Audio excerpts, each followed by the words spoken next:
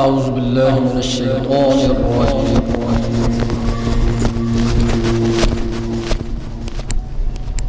بسم اللہ الرحمن الرحیم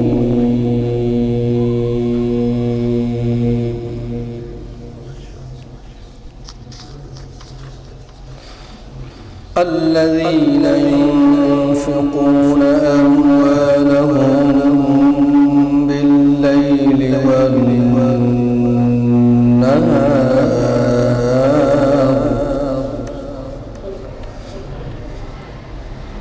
الذين ينفقون أموالهم بالليل والنهار سرا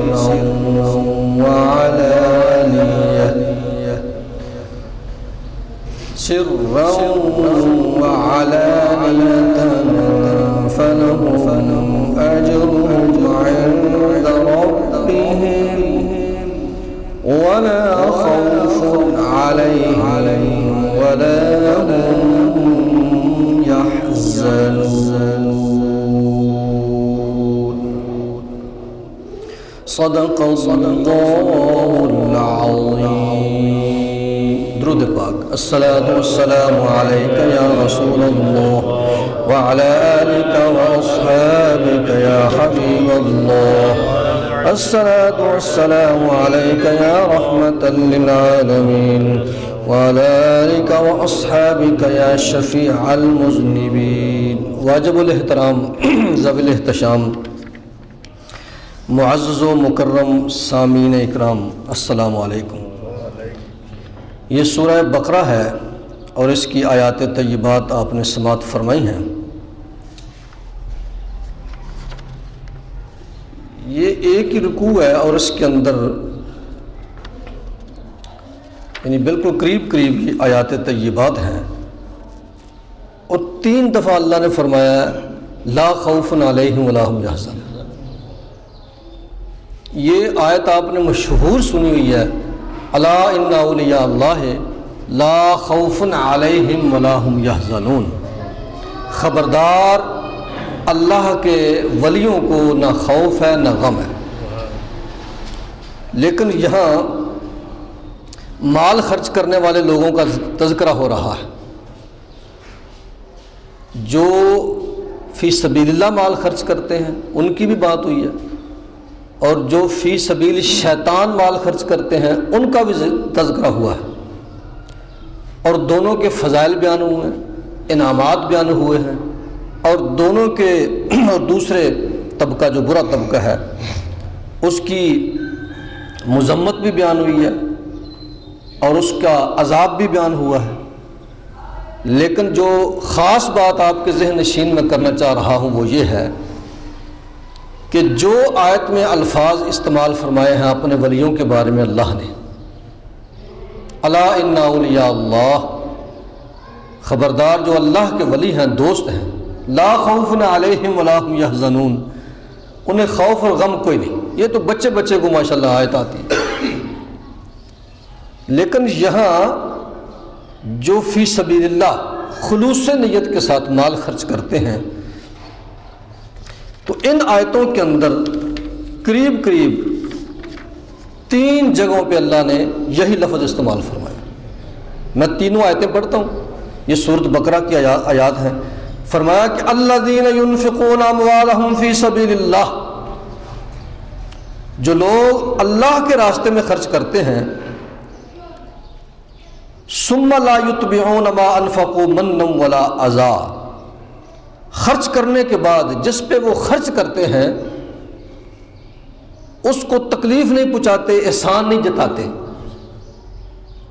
ایسے مخلص خرچ کرنے والے جو لوگ ہیں، ایسے اچھے اور نیک دل جو سخی ہیں،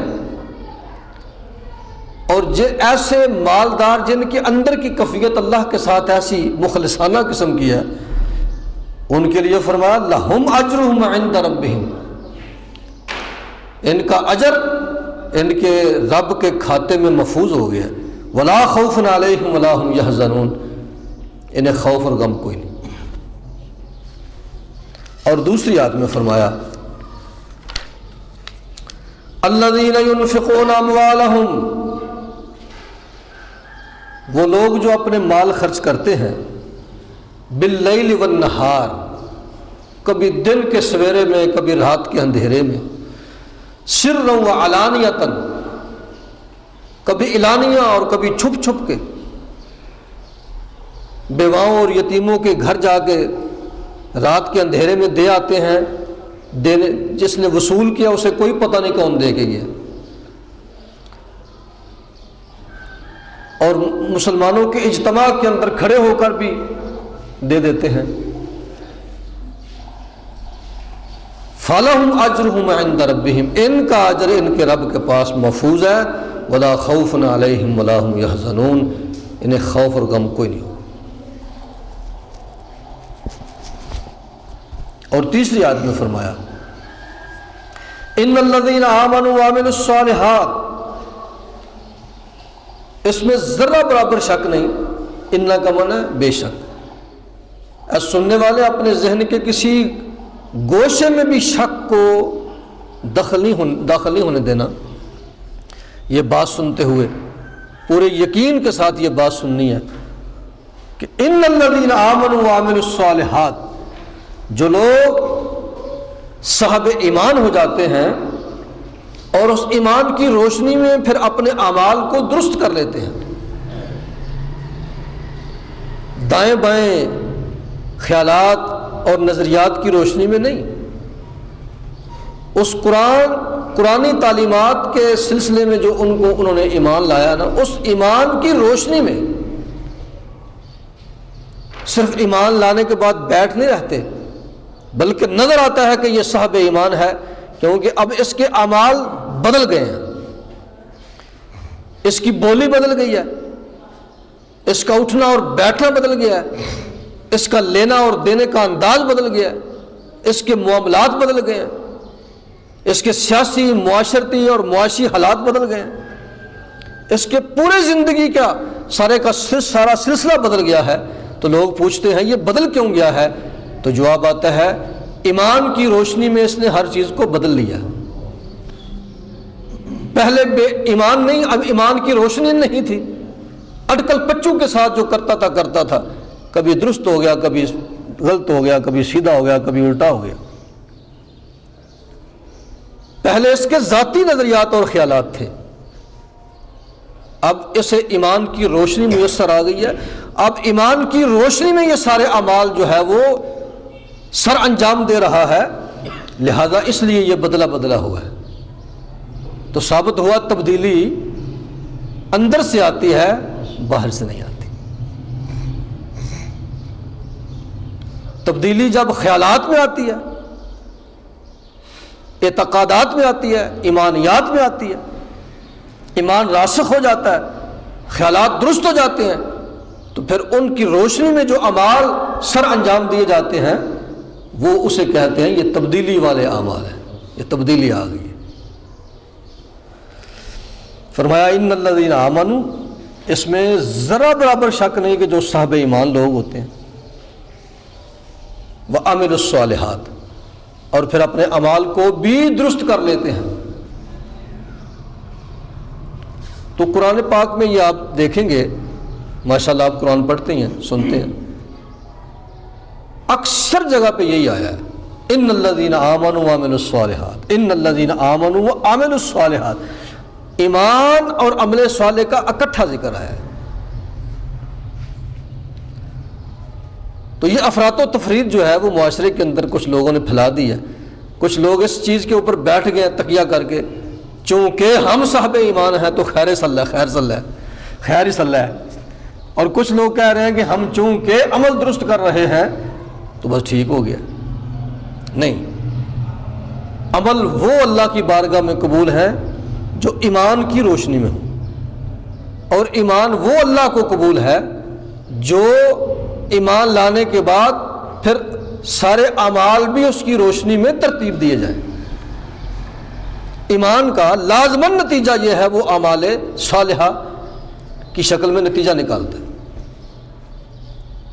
تو اس لیے جگہ جگہ پہ اللہ نے فرمایا ان الذین آمنوا وعملوا الصالحات، صاحب ایمان ہو جاؤ اور اپنے اعمال کو اس ایمان کی روشنی میں درست بھی کر لو تاکہ سلسلہ مکمل ہو جائے۔ تو فرمایا یہاں ان الذین آمنوا وعملوا الصالحات، اس میں ذرہ برابر شک نہیں کہ جو صاحب ایمان لوگ ہوتے ہیں، تو ایمان کیا ہوتا ہے؟ آمنت باللہ وملائکتہ وکتبہ ورسلہ والیوم الآخر، یہ ایمان مفصل اور ایمان مجمل تو آپ نے پڑھا ہوا ہے، بچوں کو بھی پڑھایا جاتا ہے، ہاں جی، کن کن چیزوں پہ یقین لانا ہے کہ یہ چیزیں ہیں، ہم تسلیم کرتے ہیں دل کی گہرائیوں سے کہ یہ چیزیں حق ہیں۔ ہم نے فرشتے دیکھے نہیں لیکن حق ہیں، قیامت ہم نے دیکھی نہیں ہے لیکن آئے گی، ان دیکھی چیزوں پہ بھی ہم محمد رسول اللہ صلی اللہ علیہ وسلم کی زبان سے چونکہ نکل چکی ہیں کہ یہ چیزیں ہیں، تو ہم آپ سرکار کی زبان پہ ایمان لاتے ہوئے ان چیزوں کو تسلیم کرتے ہیں، چونکہ صادق اور امین نے کل کائنات میں سب سے بڑے سچے نے یہ فرما دیا کہ فرشتے ہیں، اگرچہ ہمیں نظر نہیں آتے لیکن ہیں۔ وہ سچا کہ جیسے دشمن نے بھی سچا تسلیم کیا،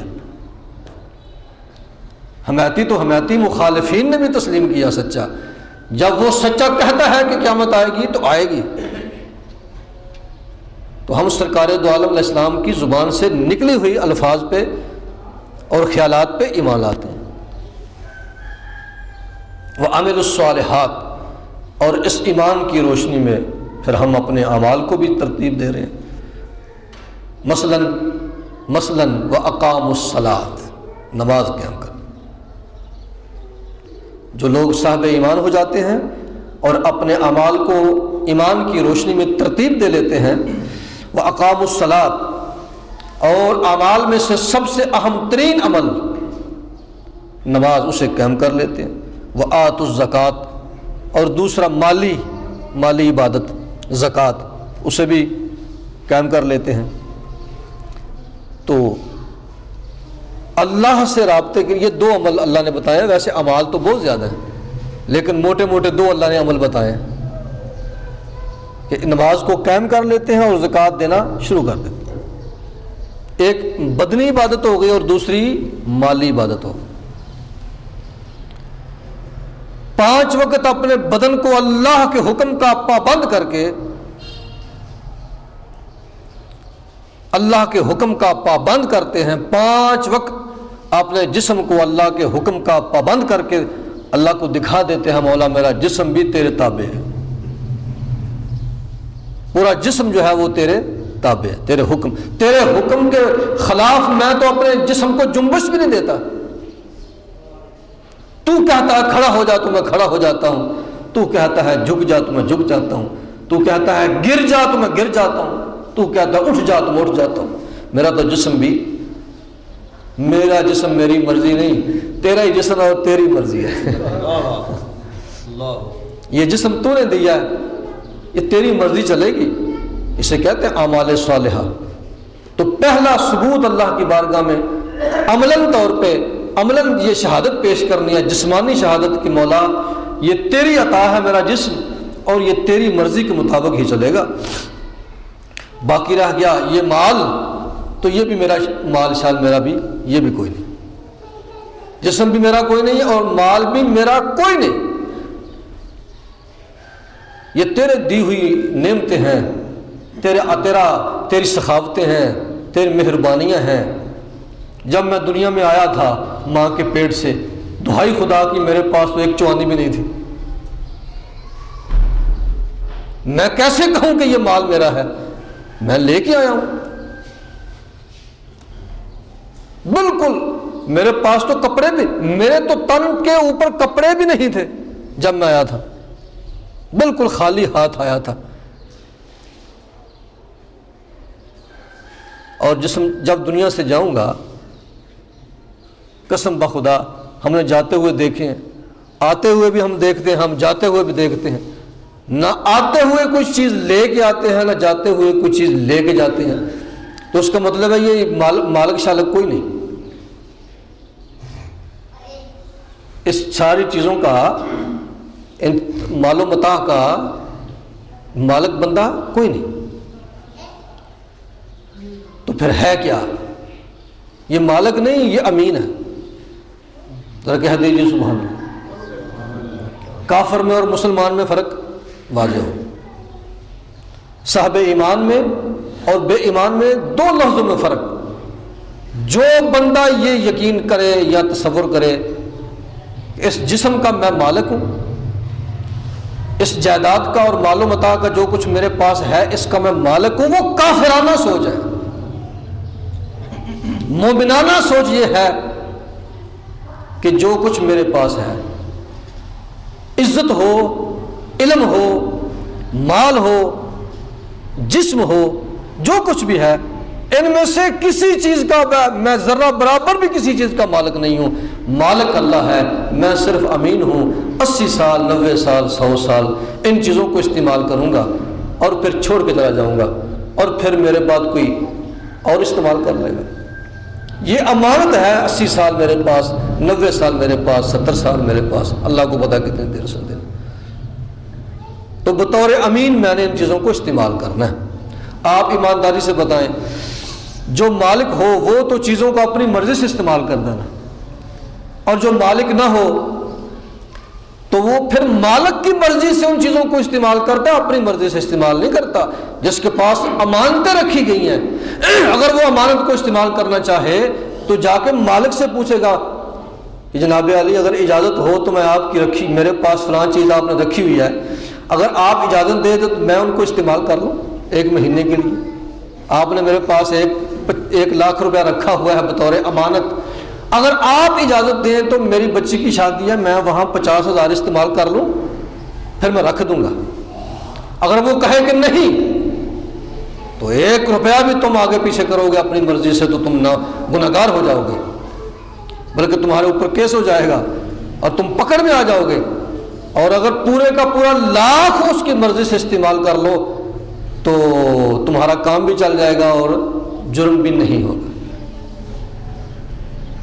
تو اللہ پاک نے ہر چیز عطا فرمائی ہے، اسی لیے فرمایا ہے وَمِمَّا رَزَقْنَاهُمْ يُنْفِقُونَ۔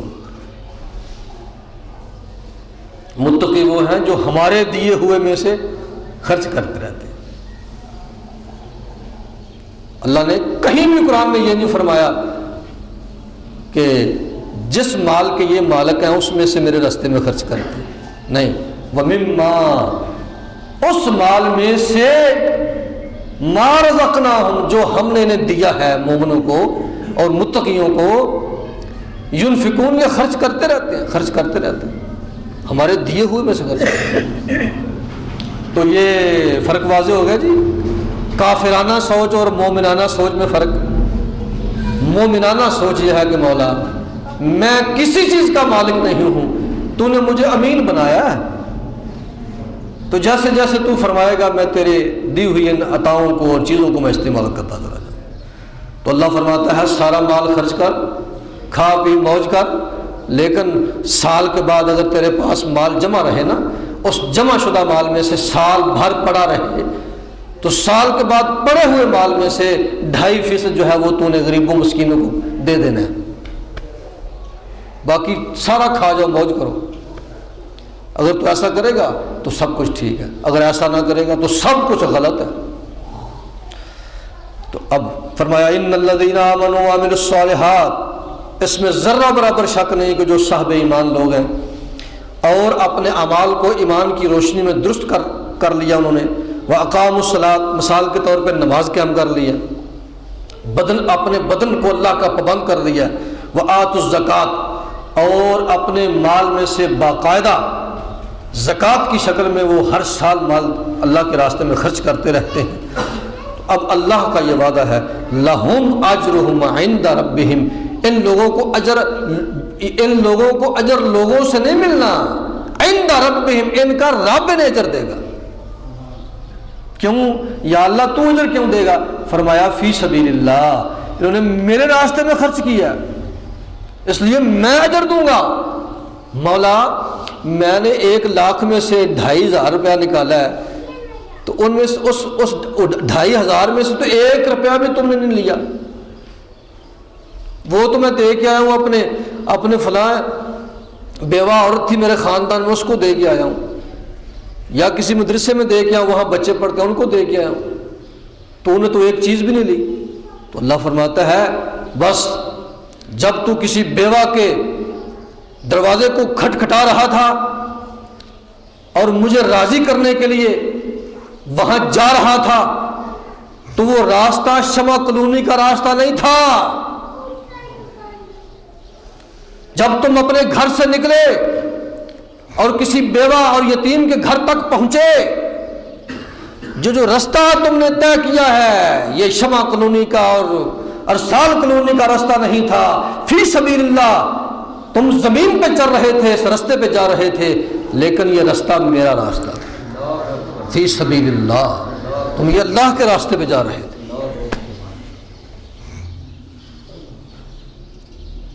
تو لہذا تم میرے راستے پہ چلے اور میری رضا کے لیے خرچ کیا، تو آپ بندوں سے اجر طلب نہ کرنا، میں خود ذمہ لیتا ہوں تمہارے اجر کا، اور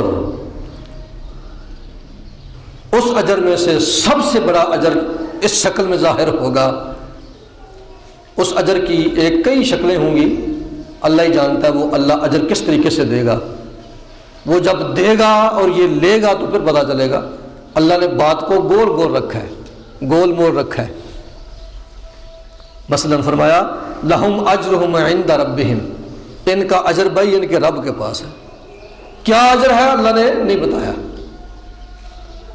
تو اللہ کے اجر دینے کی ہزارہا شکلیں و صورتیں، ان گنت شکلیں صورتیں، وہ کس کس انداز میں دے گا، اجر دے گا، یہ اللہ ہی جانتا ہے۔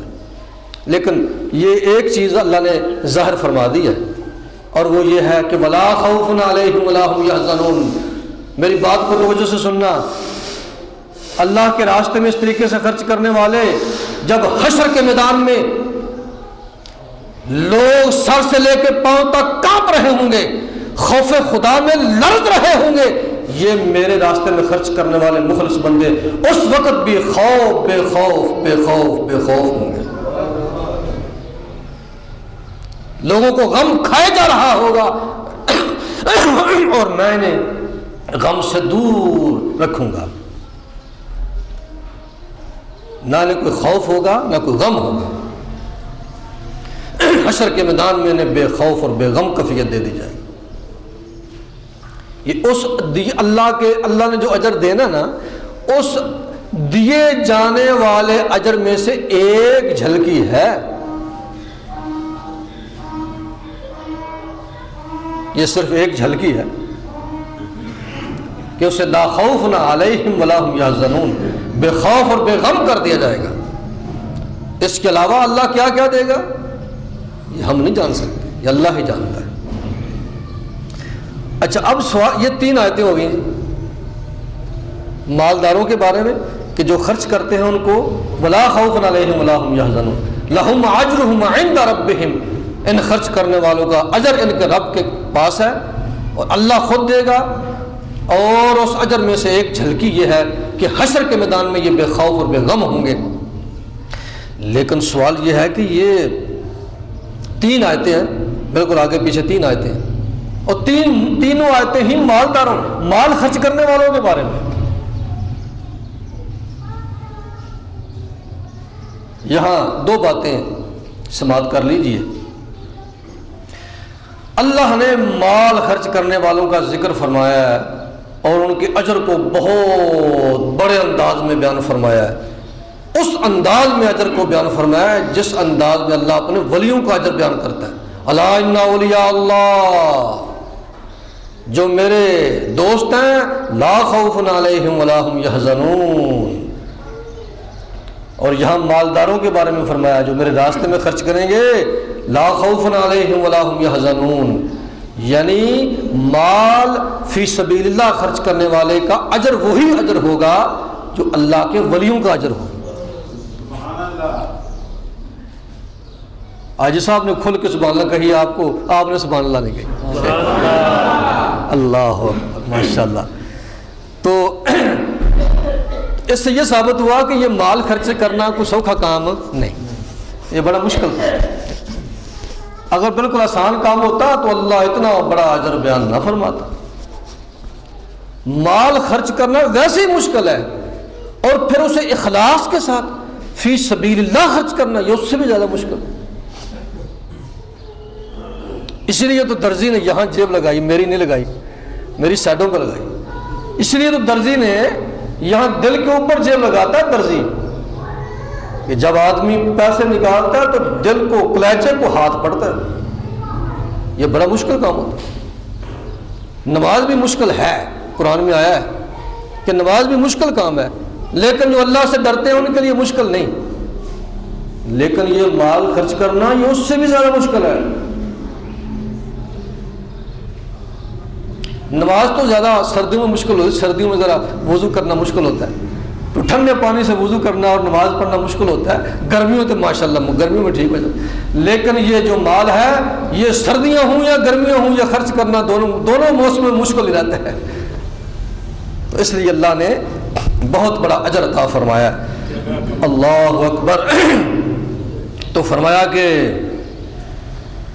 ان الذین آمنوا وعملوا الصالحات، جو صاحب ایمان ہو جاتے ہیں، وعملوا الصالحات، اور ایمان کی روشنی میں اپنے اعمال کو درست کر لیتے ہیں، واقاموا الصلاۃ، مثلا نماز، سب سے پہلی نماز قائم کر لیتے ہیں، اور نماز قائم کرنے سے ان کا جو اللہ کے ساتھ تعلق ہوتا ہے وہ مسلسل مضبوط اور مضبوط اور مضبوط ہوتا رہتا ہے۔ وآتوا الزکوٰۃ، اور وہ زکوٰۃ بھی دیتے رہتے ہیں۔ زکوٰۃ دینے سے ان کا تعلق اللہ کے بندوں مخلوق کے ساتھ اچھا ہو جاتا ہے۔ لہم اجرہم عند ربہم، جس آدمی کے یہ دونوں اجر درست ہو جائیں، اللہ کے ساتھ بھی تعلق درست ہو جائے اور بندوں کے ساتھ بھی درست ہو جائے، تو باقی رہ کے جاتا ہے؟ توجہ ہے کہ نہیں؟ جس بندے کا تعلق نماز کے ذریعے اپنے خالق کے ساتھ درست ہو جائے اور زکوٰۃ کے ذریعے بندوں کے ساتھ درست ہو جائے، تو وہ تو سیدھا جنتی ہے بھائی۔ اسے ولی کہہ لو تب بھی درست ہے، اسے جنتی کہہ لو بالکل ٹھیک ہے۔ اللہ کی اس آیت کی روشنی میں تو یہ ثابت ہوتا ہے کہ اگر تو نے اپنا نماز کے ذریعے درست اللہ کے ساتھ تعلق درست کر لیا اور زکوٰۃ کے ذریعے اللہ کے بندوں کے ساتھ، معاشرے کے ساتھ تعلق کو درست کر لیا، تو اللہ کے قرآن کی روشنی میں تو اللہ کا ولی ہے، اور جو ولیوں کو اجر ہوگا وہ تجھے اجر ہوگا، اور وہ اجر کیا ہوگا؟ سب بولیے محبت کے ساتھ، لا خوف علیہم ولا هم يحزنون۔ دعا ہے اللہ رب العزت کی بارگاہ میں اللہ ہمیں قرآن کے نور سے ہمارے سینے روشن فرمائے، اور جو کچھ ہم نے سنا اس میں عمل کی توفیق نصیب فرمائے۔ وما علینا الا البلاغ۔